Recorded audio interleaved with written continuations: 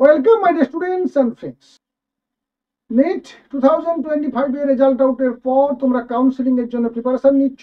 যাদের মার্কসটা 500-র নিচে তারা অবশ্যই ওয়েস্ট বেঙ্গল স্টেট র্যাঙ্ক প্রকাশিত হওয়ার অপেক্ষায় রয়েছে এবং স্টেট র্যাঙ্কটা প্রকাশিত হওয়ার পর কাউন্সিলিং এর জন্য প্রিপারেশন নেবে। বাকিরা নিশ্চয়ই অল ইন্ডিয়া কোটার জন্য লড়াইটা করবে এবং সেখানে কাউন্সিলিং এ পার্টিসিপেট করবে। তো সেখানে তোমাদের দুটো সার্টিফিকেট আজকে আমি আলোচনা করব, যে দুটো সার্টিফিকেট তোমাদের ভীষণভাবে প্রয়োজন হবে।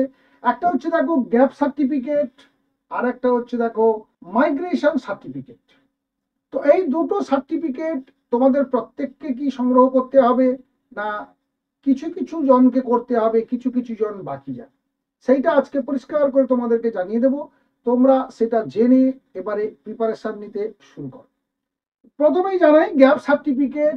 এই গ্যাপ সার্টিফিকেট কথাটার অর্থ হচ্ছে তুমি যে এইচএস পরীক্ষা দিয়েছিলে এবং তুমি যে বছর নিট কোয়ালিফাই করলে, এর মাঝখানটাতে তুমি যদি কোনো কোর্সের সঙ্গে, কোনো ইনস্টিটিউটের সঙ্গে, কোনো ইউনিভার্সিটির সঙ্গে তুমি না যুক্ত থাকো, অর্থাৎ বাড়িতে বসে থেকে পরীক্ষা দিয়েছো, একেবারে সেই এইচএস এর পর বাড়িতে ছিলে, সরাসরি পরীক্ষা দিয়েছো, দিয়ে তুমি এবছর কোয়ালিফাই করলে, সেক্ষেত্রে, কিংবা তুমি কলেজে ভর্তি হয়েছিলে তারপরে কলেজে যাওনি, সেখানে গ্যাপ তৈরি করেছো, মানে ইরেগুলার হয়ে গেছো এবং স্টপ করে দিয়েছো, তারপরে বেশ কয়েক মাস পর তুমি নিট পরীক্ষা দিয়ে তার রেজাল্ট আউট হয়েছে, এখন তুমি কোয়ালিফাই করেছো।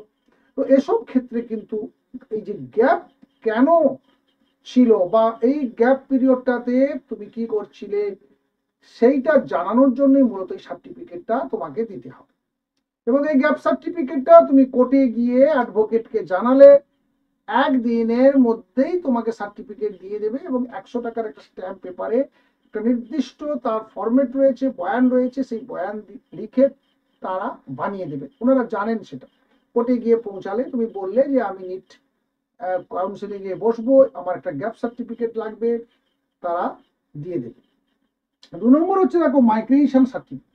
এখন মাইগ্রেশন সার্টিফিকেট মানে হচ্ছে তুমি যদি কোনো কলেজে অ্যাডমিশন নিয়ে থাকো বা কোনো ইউনিভার্সিটিতে তুমি কোনো কোর্স করছো, তারপরে সেই কোর্স চলাকালীন তুমি নিটটা কোয়ালিফাই করে ফেলেছো, তাহলে এখন তোমাকে ওখান থেকে মাইগ্রেশন সার্টিফিকেট নিয়ে এখানে জমা দিতে হবে।